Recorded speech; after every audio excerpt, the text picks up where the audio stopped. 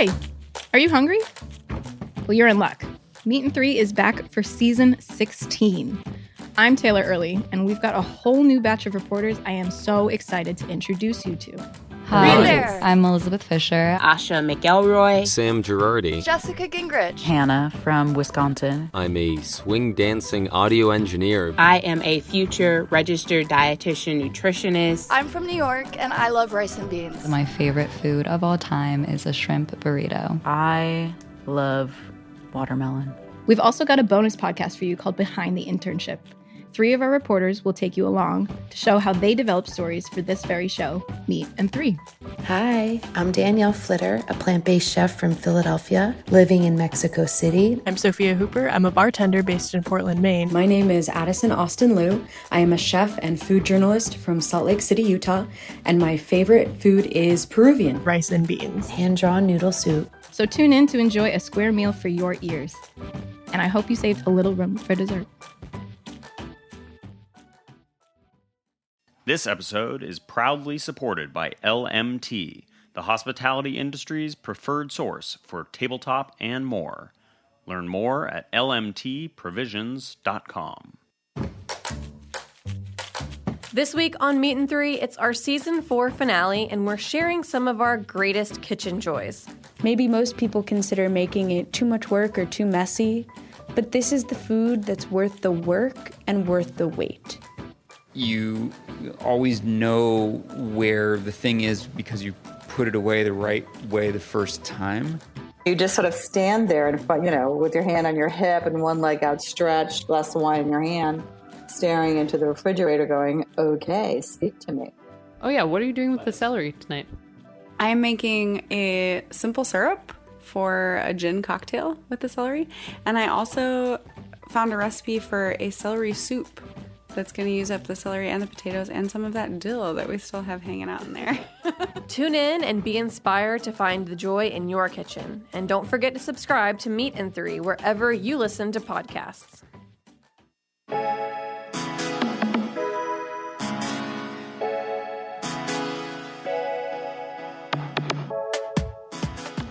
Welcome to The Line. I'm your host, Eli Sussman, owner of Samisa Restaurant. As a chef and business owner myself, I'm always looking to talk to interesting people in the food industry so I can grow as a chef, business owner, and member of the cooking community in New York and beyond. On each episode of The Line, I welcome one guest to discuss the trajectory of their career. If world exploration and travel experience provides a solid foundation for culinary inspiration, today's guest has prepared and then some. Throw a dart at a map, and it's a good chance you'll hit a place my guest has visited or even lived in. Clarice Lam was born in Canada, and in her travels as a professional model, she has been to over 280 cities. She's lived in 13 cities, in 11 countries on 4 continents. After her 10-year modeling career, she attended Le Cordon Bleu in Italy and the French Culinary Institute in New York. After school, she spent time at Thomas Keller's Bouchon Bakery and John George Spice Market. She then went on to be the head chef at the Chocolate Room, the Brooklyn dessert restaurant that held one of Zagat's highest ratings, a 28. In 2012, Clarice launched The Baking Bean, an oven-to-door bakery specializing in all-natural desserts and confections based in Brooklyn, New York. Today, we'll be talking about the high-pressure world of pastry perfectionism at the world's top restaurants, starting your own business, and we'll try to get her to decide what her favorite food city in the world is. Clarice, welcome to the show. Hi, thank you for having me. So you were born in Canada, and then you moved to LA. So tell us a little bit about your early childhood. Where were you born? Why did you end up moving to the United States? And what brought your family to Los Angeles? I was born in Toronto, Canada, and we moved to LA when I was 5 because of my dad's work. And then I basically grew up in LA, except my dad's company then moved him to Hong Kong again when I was like from 10 to 12. And then we moved back to LA. And then after that, after I graduated high school is when I started all my crazy traveling. So you moved around a lot as a kid, which obviously prepared you somewhat for your later life as being living out of a suitcase as a professional model. What did your parents do? What was your dad's business that brought him back and forth all over the country like that? My dad is a computer engineer, and he just worked. He used to be like the VP of Nortel. He just did a lot of like very smart things that I'm sure he wanted me to get into, but that didn't really happen.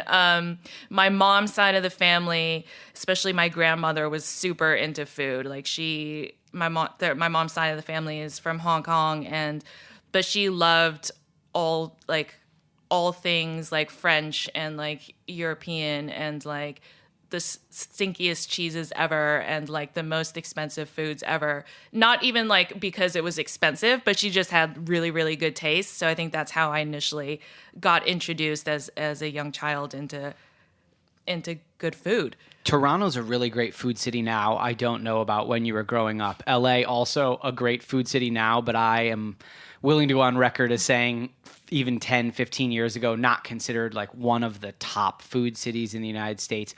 When you were growing up, was your family more of a dine at home, we cook ourselves type of family? Were you a fast food American family? What was on the table for dinner in your household, and who was doing all the cooking in the house? My mom was doing all the cooking, and my mom made Chinese food for my dad every night. I was a brat, and so like I wanted Chef Boyardee and pizza rolls. Sure. And then it's funny because like when I was a kid, I was like, I don't want to eat Chinese food. That's enough. And now all I want to eat is like noodles every night. You know, your mom's Chinese food. Yeah. all I want to eat is my mom's Chinese food now. But yeah, so that was what was on the table. And my mom would bake a lot as well. And she would make these coconut baos, which is a pretty traditional Chinese thing. It kind of looks like a snail, but it's like the swirl is coconut and butter. But my mom would fill these buns with like basically a stick of butter mixed with coconut. You took a bite into it and it would just like melt in your, it was the most delicious thing on earth. And so how did you get involved in your early life with modeling? Were you discovered on the street? Did you put a packet together and go to auditions with your parents? It's so competitive. I'm wondering if you really wanted to do it, or did you get maybe pushed into it? I did not want to do it. I didn't even know what a model was, to be honest. I was very, very naive as a youngster, and I just had no idea about any of it. It was actually my parents' fault for getting me into it because they decided I was very rude and I needed to learn manners. So they put me in an etiquette school where, you know, you learn to like walk with a book on your head, how to correctly like present, you know, important people to your friends or your family, like which fork means what, like that kind of stuff, right? And so they just kind of wanted me to learn about manners. They didn't know that at the end of this thing, they chose one student to give like a scholarship to like a modeling school, which of course is absolutely unnecessary. But like my parents, you know, they're Asian and they're like, something's free? Okay, go do it, you know? So they're like, okay, go to this like modeling school thing. And that was kind of my first introduction to modeling. Like I took some pictures, I learned how to walk and like whatever. But one summer I was in the year before I graduated high school, I was in New York City and I got scouted by an agent from San Francisco called Stars the Agency. At that time, it was one of the biggest agencies in the West Coast. And my parents said, okay, like when you graduate high school, you can go there, but you also have to go to school at the same time. So I was like, whatever. I just signed up for, San Francisco State just so I could move to San Francisco. And that's kind of what launched my modeling career. So how old were you when you moved to San Francisco? 16. And did you get an apartment by yourself? And were you going out on shoots during the day? What was that like? I actually stayed in the dorms of my school. And yeah, I would go to castings and I would never go to class. And I would only show up to class when I had to take a test. And that's about it. How did that work out for you? Did you end up graduating? No, because I only went there for the 1 year. Oh, just for the duration of the modeling school. Yeah, just for the for the modeling contract. So. And so then did you start traveling pretty soon after that? yes. So then right after that, I moved back to LA, and then I stayed there for a few years with various agencies, worked in LA as a model, and then, I just started traveling all over the place. I kind of was like, oh, I want to see, I want to see what Paris is like. I want to see what London is like. And that's one of the good things about modeling is that you can kind of do it everywhere, like as long as it's a cosmopolitan city, I imagine that it was exciting and felt pretty glamorous at that age to be flying around and traveling. Was it scary, or were you excited to be off on your own? I was excited. It wasn't scary to me at all. I don't know why, but I'm scared of other things like talking to people, but not like picking up and moving, So you did that quite a bit. Where was one of the first cities that you settled in for a long period of time after moving back to Los Angeles? Honestly, I never lived in anywhere for longer than a year and a half. Paris was the year and a half to 2 years place that I lived until I moved here to New York City, and I've been here for 10 years now. Why do you think you moved around so much? You said you could have lived anywhere. You could have built a home base. Was it just, were you seeking something specific at that time? Was the allure so strong to keep moving?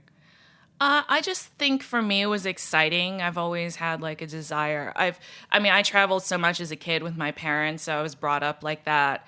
And I've just always had a really strong desire to kind of see the world.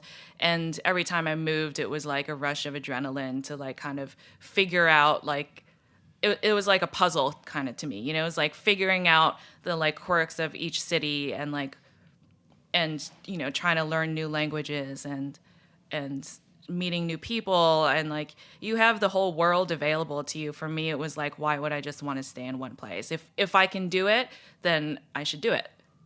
This is pre-Yelp, pre-Googling things, a lot of it. So did you have a network of models or people in the fashion industry that you could turn to and say, I'm moving to X city, can you tell me where to go and eat? Or did you do a lot of just general getting on the ground, exploring by yourself, getting lost? Like, how did you find out where to live, where to hang out? How did you meet people in every new city?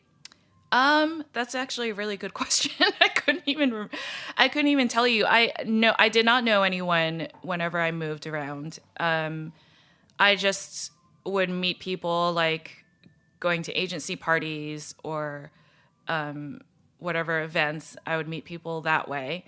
I hung out with a lot of models at the time.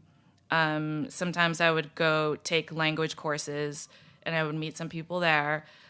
As far as like food and restaurants, it was mostly just me like walking around and kind of, finding things or trying to hang out with locals so that they could introduce me to what was good. There's obviously a lot of pressure to look and remain a certain size while modeling, but you're really into food. Your family has a strong love of food.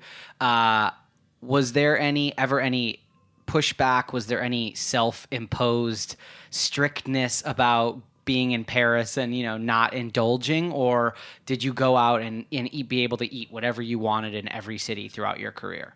At that time, my metabolism was really, really good. So I was able to eat whatever I wanted, whenever I wanted. But sometimes like you would go to agency dinners and it's like you have like, you're sitting at like, one of the fanciest, nicest restaurants in Paris and like, that, your agency is paying for it. So I'm like, I'm going to order this, and this, and this. And I would definitely get like frowns from the Parisians, like, what do you do? Like, that's not how a lady, especially a model, is supposed to act. Sure. But I'm like, but I'm hungry. But yeah, so I would eat whatever I wanted. Now it's a totally different story. I have to work like, I have gained 25 pounds since becoming, starting my culinary career. And I have to work hard at it. Like I have to do a lot of yoga. I got to go to the gym regularly. I have to not eat as much sugar or ice cream as I want, But back then it was super easy. There was nothing I couldn't eat.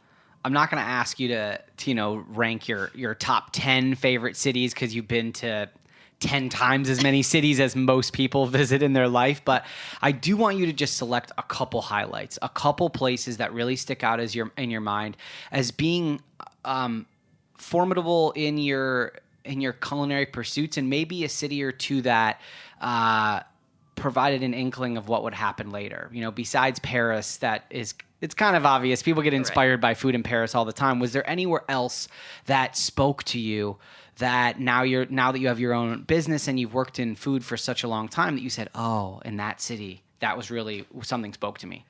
I wouldn't say that for sure. 100% Paris was the thing that made me want to go into pastry. When I lived in Florence in Italy, and that was definitely you couldn't find a bad Italian restaurant. You can go to the smallest street and get the dinkiest bar and just grab a sandwich, and it's still great. That was really formative for me as well. But I would say that one of the things that actually really made me want to become a chef was when I was living in LA, and I was I was still in high school. I was a teenager, and we would go to this place which was like an all-you-can-eat sushi bar kind of thing, which is it's called Todai, and it's all you can eat sushi. It's like how long has it been sitting there? It's like it's not the best quality, but sure, you get definitely a lot of it. And so that's kind of what I was used to. But then my aunt came into town from Portland, and she was like, I'm taking you guys to Chef Masa's 8-seat whatever omakase on Rodeo Drive. And we're like, what? I didn't know what that was. I didn't even know what that meant. But I went, and all the seafood, the fish was flown in fresh from Japan the night before. At that time, you just had to tell them how much money you wanted to spend per person, and they made a total custom menu for you. I ate blowfish for the first time. I didn't die. And at that time when I was eating that meal, I just remember thinking, holy crap, I can actually taste a difference in quality. And I'm 13. I'm like, this is crazy good compared to this all-you-can-eat sushi place that we're used to going to. And now I never want to go back to that. Now it's that really highlighted for me the importance of quality of ingredients and freshness and seasonality, and just thinking, wow, I want to be a chef now. I'm curious about, several years into your modeling career, what did your parents and your family think? Your dad was a businessman. You weren't really that good at school by your own admission. It wasn't something that you really pursued that heavily. Were they happy once you established your career? Did they always think that it was a phase and that you might end up going to college? What was their perception of you traveling all the time and being a professional model? I think my dad was definitely not very happy about it. My mom always tried to be supportive. I was really good at school. I just didn't like going, And so I think that was almost made it worse for my dad, because it's because you had the ability. Because I had the ability. I was in the top, 10% of the nation, grade wise and whatever. But I had the ability, but I just wasn't interested. I always was leaning more into something creative and more free than this sort of structured business type thing that my dad would want me to get into. So he definitely was not happy about it. My mom probably wasn't very happy about it at the beginning, but then she just ended up okay, she's going to do what she wants to do, so I guess I'll support her. And then I think after many, many years, they were just whatever, Clarice is just going to do whatever. I guess that's it. And they just accepted it, And now they're happy for me, So it all works out. So following the trend of, doing whatever you want to do, your career has been going for quite some time at this point, and you make a decision to go to culinary school. Can you frame that? How long have you been a model at that point? When do you decide to go to culinary school, and how long were you in culinary school for? So when I lived in Italy, I, as part of me wanting to immerse myself in the culture more, I signed up for courses at the Cordon Bleu over there, and I just studied Italian cuisine, savory Italian cuisine, and I really loved it. That was for me the only kind of schooling that I actually had fun had fun at and I couldn't wait to go to like every day. So that was a start of it. But then I thought, well, I'm not going to be like, the modeling is going to run out at some point. Like, I'm not going to stay young, and like, I'm not going to be like skinny forever. And I'm just going to ride it until I feel like it's done. So I modeled for probably about 10 to 12 years full time. Then I kind of started going, like part time. And then when I was living in Spain, I had decided that I was going to, sign up for the French Culinary Institute over here, which is now the ICC. And that's what happened. And so you move over here, you enroll full-time in ICC, and you've already had a full life and a full career. Are you in a class with 17 and 18-year-olds? And okay, maybe 21.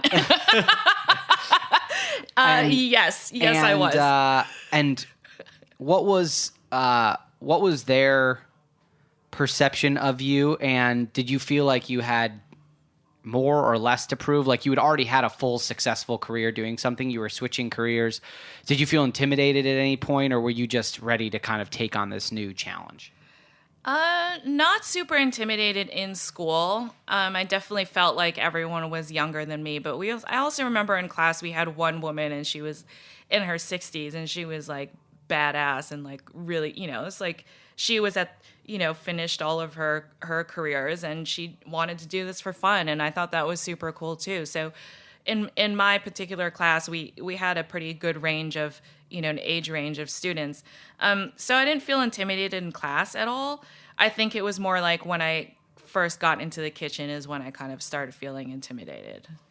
What skills and what was applicable from traveling and basically, being so independent and running your life for 10 or 12 years, when you got into culinary school and your first jobs, like what was applicable from those past experiences that made you able to take on this new challenge?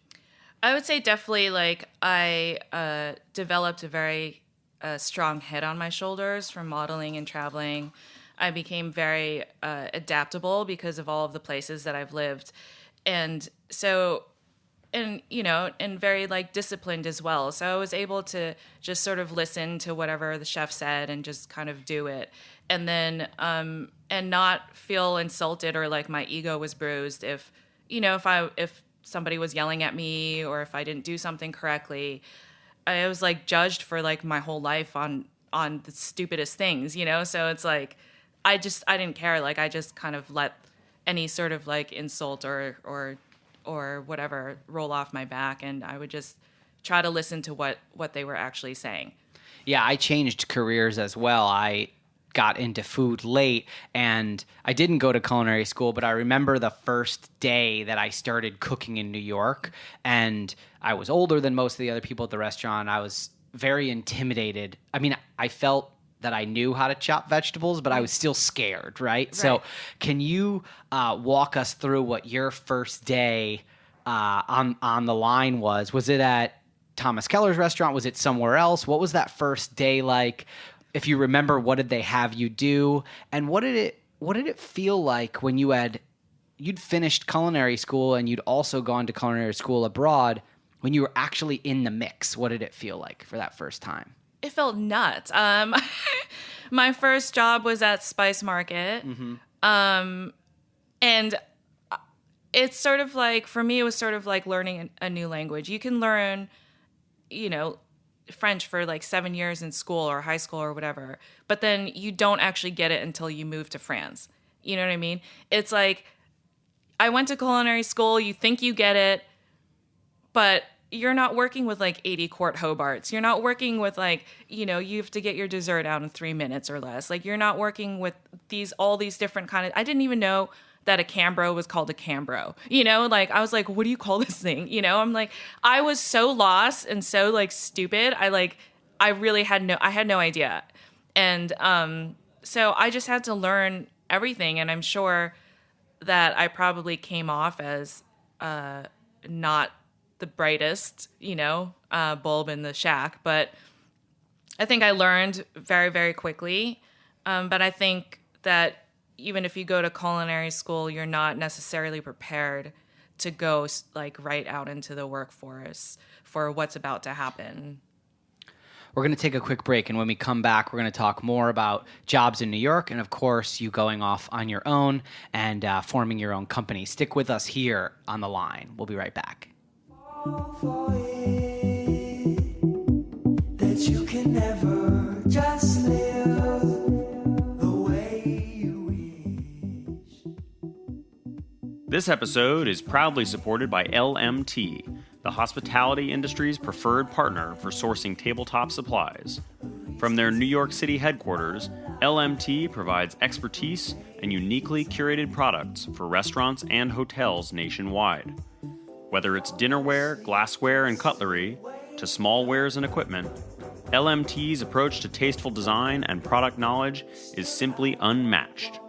Learn more at lmtprovisions.com and listen to founder Morgan Tucker on episode 4 of Opening Soon on Heritage Radio Network.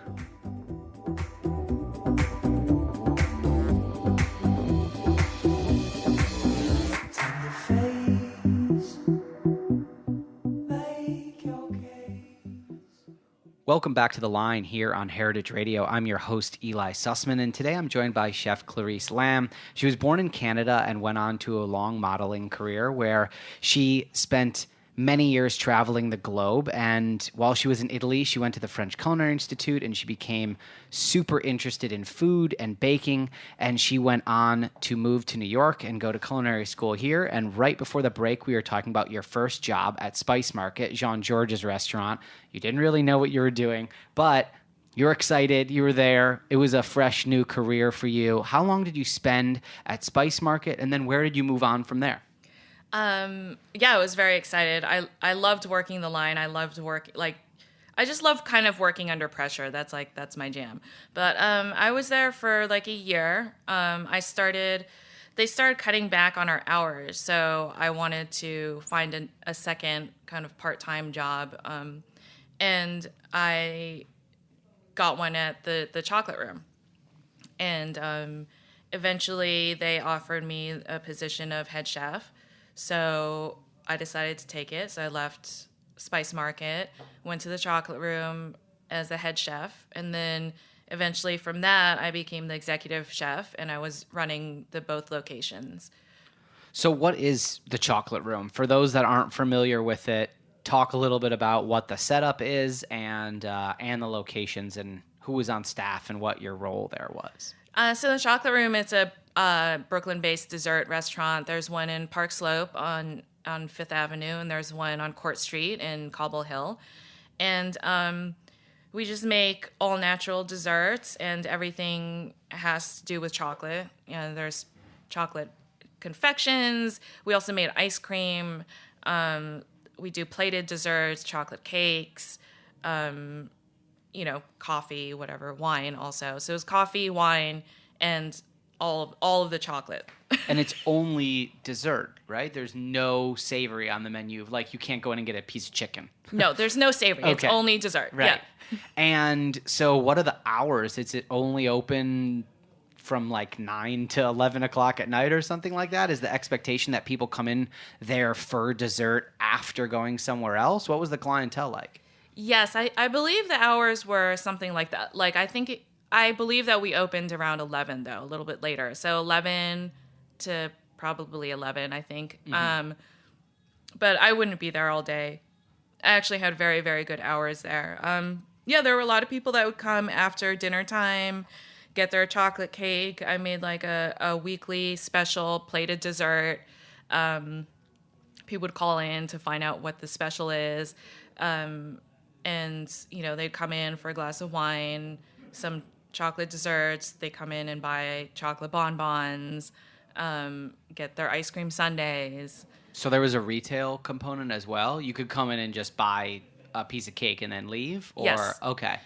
And so what was that experience like? Definitely way different than Spice Market, right? And so you were in charge at that point. How many other people were on staff?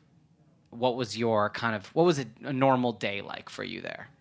Absolutely way different than Spice Market. Much slower paced, much more chill. I could just come in early in the morning, work for a few hours by myself before somebody else came in. It was very like Zen and meditation like. I had I think maybe 3 or 4 cooks at each location under me, and those 3 or 4. Yeah, I would say 3 or 4 at each location. And so, what were some of the things that did you start trying things there that you hadn't necessarily done anywhere else yet? I mean, you had the keys. You were in the driver's seat. Did you really expand your horizons and try lots of things that you had in the back of your mind? Were you experimenting a lot, or was it the type of clientele that you had to kind of stay pretty much in the normal parameters of what people would expect? Well, we had our staples that would always be there. I got to experiment every week when I wanted to do my weekly special. So whatever I wanted to do for the weekly special was up to me, as long as it had some sort of component of chocolate in it. And that was really refreshing for me, because I got to, experiment more with my creativity. I still had some parameters though, because, it's a very sort of, it's not like a crazy, very different place. It's very sort of traditional, like Americana kind of dessert, chocolate, ice cream sundaes and things like that. But I would, get to do different things and make my own creations. And that for me was like really fun. So it's sort of your first taste of being in charge, and you probably have to pay attention a lot more to the business side than you did at Spice Room, where you're just kind of on the line. You're more of like a cog in the machine, and now you're at the top of the food chain, and there's probably an owner or a partner that's having maybe weekly meetings with you. What were your first experiences like talking about P&Ls and all the money and hiring and firing related aspects of the business that don't really have anything to do with the food or the creativity? What was that part of the job like for you? All the P&L stuff and actually the owner took care of most of the like finances and expenses and things. I really which made it very easy for me. I did the hiring and firing, but I, just taking inventory and making the, orders for ingredients and stuff. But that's as far as like the things that I had to do, which was very, very easy. Yeah.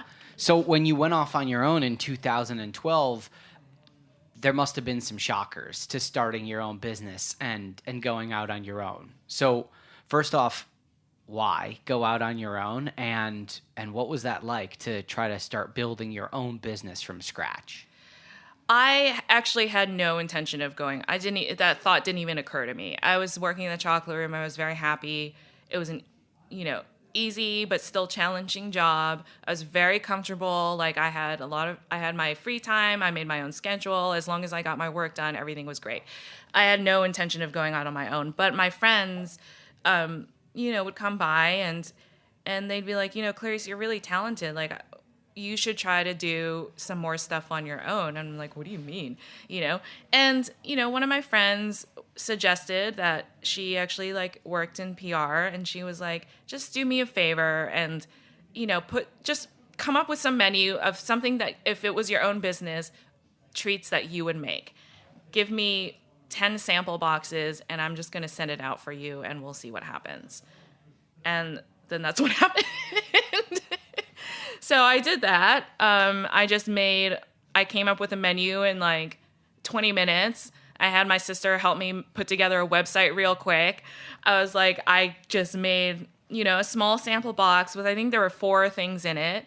And then she helped me send it out to the press. And the next thing I know, like the New York Times is like, we want to feature you. New York Daily News was like, we want to feature you. So it was really a lot of just kind of luck. Like I actually had no intention of leaving. So it was luck. And then I was like, oh, this is pretty cool. So that's that's how it got started. And then I just, I stayed at the chocolate room for a little bit longer. They were very, very gracious and very nice to me. They allowed me to use their kitchen on off hours to produce stuff for my own business, The Baking Bean. And once it got to be too much, I left the chocolate room, and I had every intention of just focusing solely on my own business.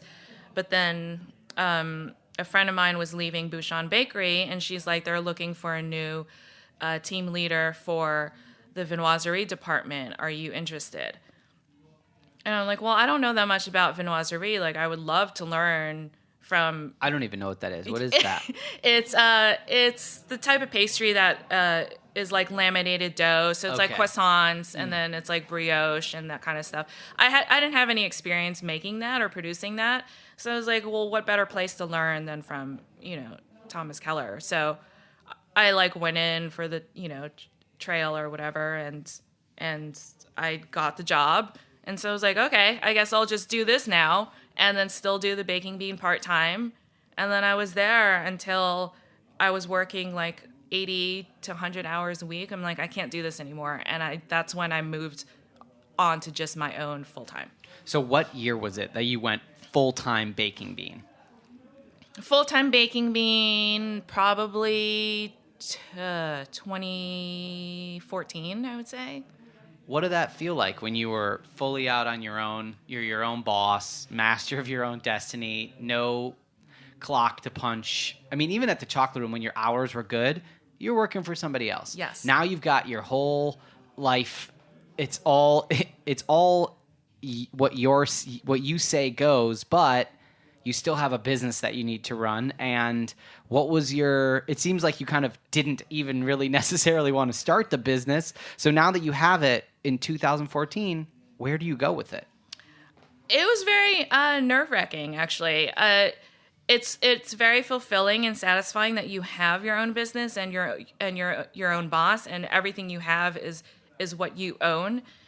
But at the same time, you have a whole set of other problems. It's like, when I don't have a brick and mortar, so I'm doing everything like out of a commercial kitchen. I'm just doing catering and events and pop-up markets, and it's like, oh well, you don't have like a set salary. You're not like getting a paycheck every week or every 2 weeks, so you don't really know. Like, I'm like, okay, like I made all this money in December, but like maybe all this money has to last me for the next 6 months, kind of thing.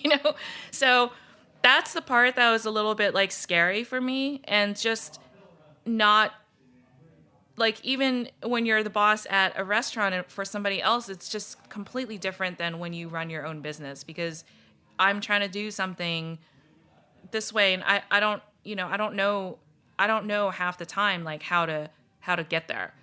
And sometimes you think you can prep. Like, I'd be like, okay, I'm going to make this product and I'm going to order all of this packaging.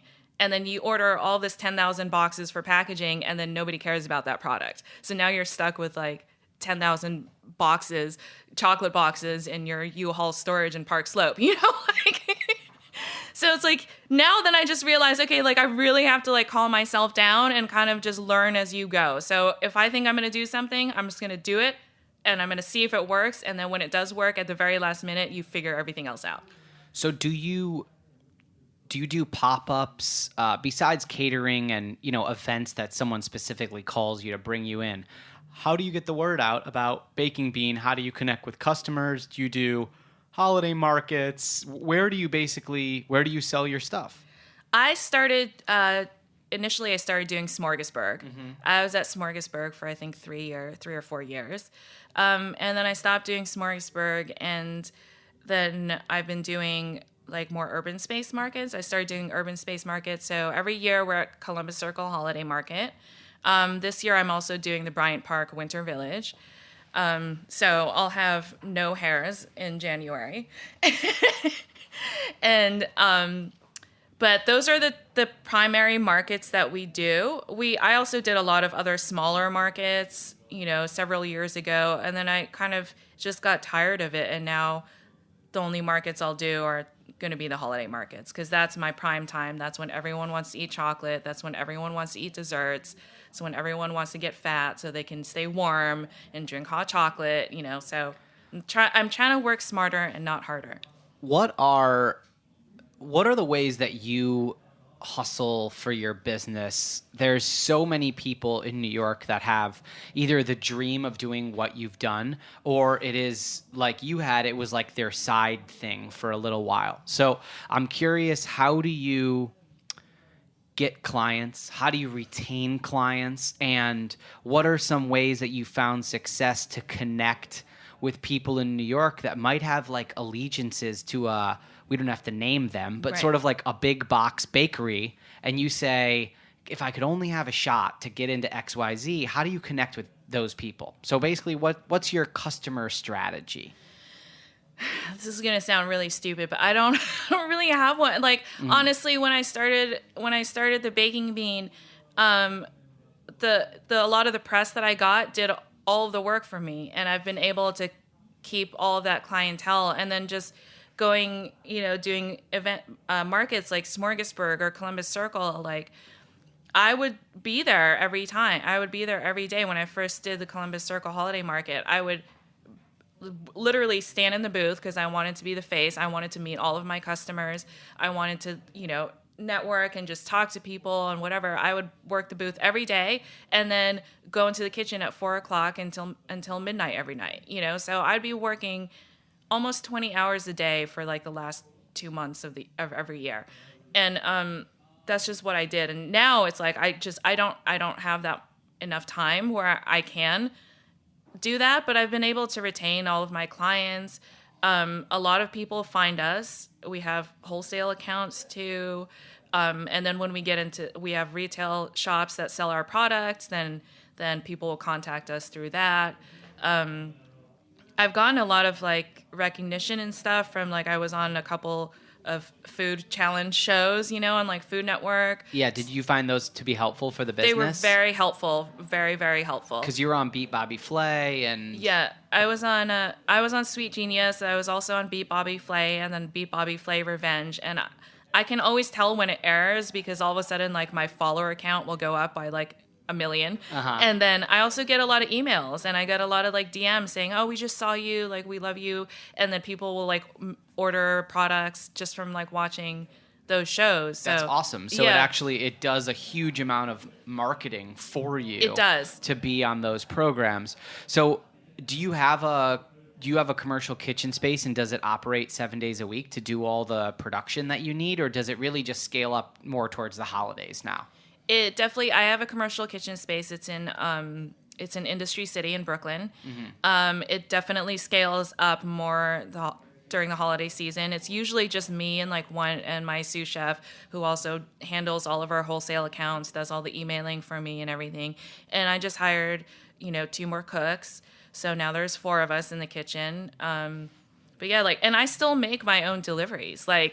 I still make my own deliveries every day. You do too? Yeah. I mean, it's like, I just want to be able to still kind of connect with the people, with my clients and talk to them and stuff. So I really try to do as much as I possibly can, I make all my deliveries in the morning. I'll go to the kitchen in the afternoon.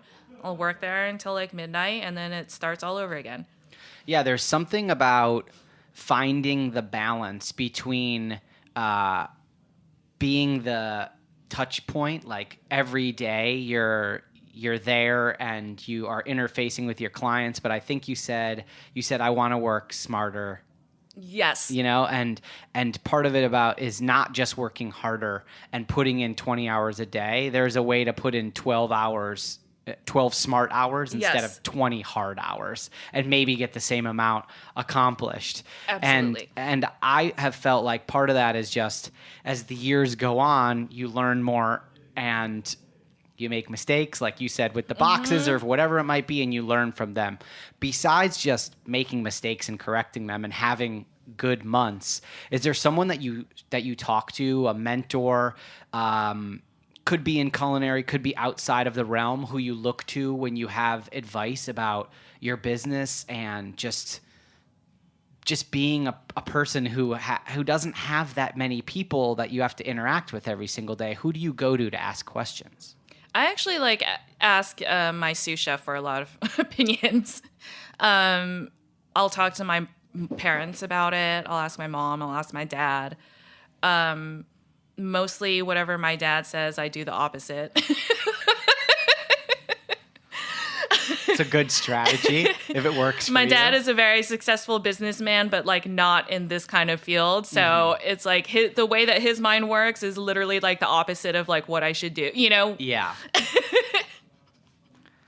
And so while you're defying your father, I'm curious to know what is do you have a growth plan? You've been at it quite a while. It seems like you've had really awesome success getting your brand out there, and obviously the holiday markets, like people would kill to be in the holiday market. So you're in a great position with some market exposure, some retail, some wholesale, some private clients, but like what does the future hold for Baking Bean? Where do you want it to go, and how are you pushing forward to get there? Well, my absolute dream job would be to kind of combine both of my careers and be a sort of like media personality chef kind of thing. Like I would love to kind of have some sort of travel / food show that focuses solely on, you know, desserts and pastries, that where I can combine like my love for traveling and eating and being in front of the camera. That would be my absolute goal. Not really sure how to get there. Kind of like that has a lot to do with being at the right place at the right time and somebody seeing you and wanting you and whatever. So I'm not really sure how best to get there.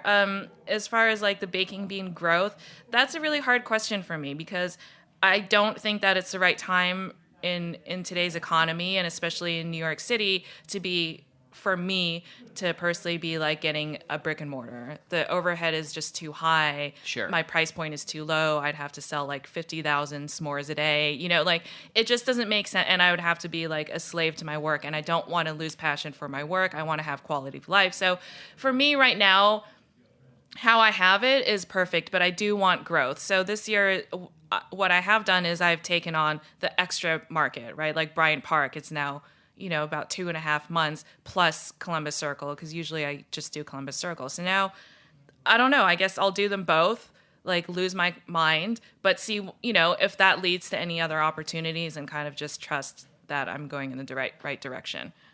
Do you have a singular marquee item that you find that people keep coming back to you for, or something at the holiday markets that you kind of put up on the counter, push to the forefront and say like, this is the Baking Bean item, or does it not really work like that? For sure. Our hot chocolate and our giant s'mores that we do, people will like come to the holiday markets and they're like, we are so happy that you're back. We literally wait all year just to come here to get your hot chocolate and your giant s'mores. So that's 100% like our best-selling, probably most formidable item that people are looking for.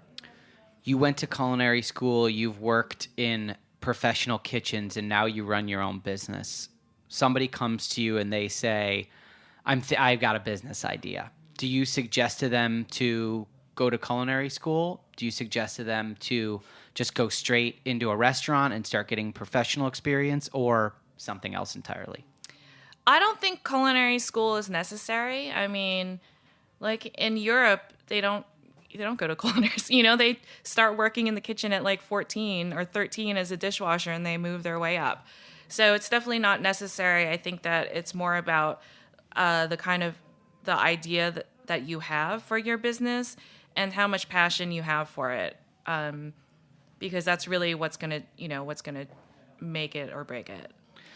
Have you ever considered, as you're trying to grow, have you ever thought about taking on either new or additional, I don't know if you have any investors in the Baking Bean to try to expand it? I know you said brick and mortar is not really something that you're interested in, but as you look towards consumer packaged goods and wholesaling and all that, which is super confusing, but also takes a lot of money.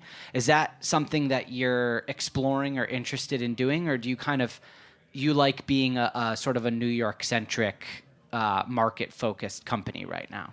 There was a couple years ago where I was obsessed like with getting a brick and mortar. So I was kind of looking towards investors, and then I decided that was a horrible idea for me personally. So then I stopped. We do currently have wholesale accounts. We still do everything ourselves. We do all the manufacturing, all of the packaging, everything ourselves. But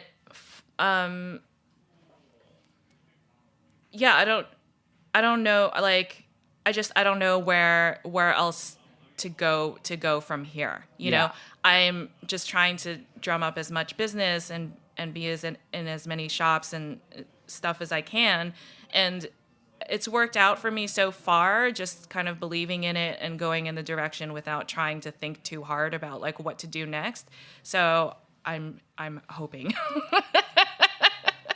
So everyone can find you at your holiday markets. If there's somewhere else that they can find you throughout the year, let's hear about that right now. And also, what's your website so that people can go and place orders and look at all the products that you make?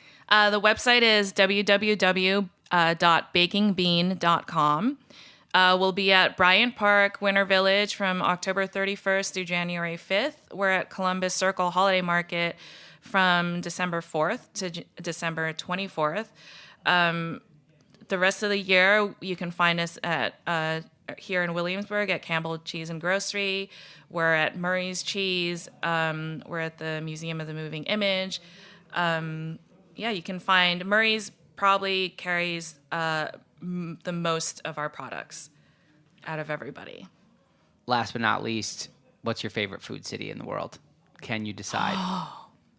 Oh my God. You know, before I probably would have said Paris, just because that always holds, you know, a really close place in my heart. Still for desserts and pastries, Paris. But I have to say, Hong Kong is creeping up on me, and so is Manila in the Philippines. Cool. Clarice, thanks so much for being here and joining us. It was awesome to hear about your past careers and your growing business. Appreciate you being here. Thank you so much for having me. Thanks, everyone, for listening. You can hear this episode and more episodes of The Line at heritageradionetwork.org and also everywhere you get your podcast. Join us every Tuesday at 11 a.m. for more episodes of The Line here on Heritage Radio. The Line is powered by Simplecast. Thanks for listening to Heritage Radio Network, food radio supported by you. For our freshest content, subscribe to our newsletter. Enter your email at the bottom of our website, heritageradionetwork.org. Connect with us on Instagram and Twitter at heritage_radio.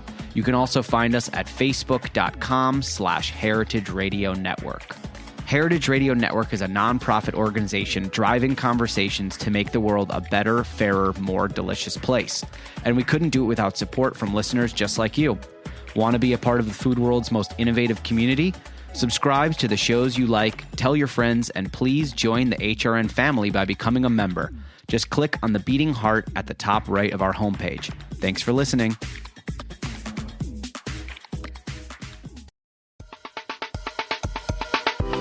I want to tell you about a new podcast called Amuse News. Publishing multiple days a week, Amuse News is your source for food news, interviews from around the food world, and more. On the show, we'll be engaging with food storytellers, from chefs to advocates to people working in the field, and many more. Find Amuse News wherever you get your podcasts. Amuse News is a destination for everyone who's looking for a new, insightful look into the world of food.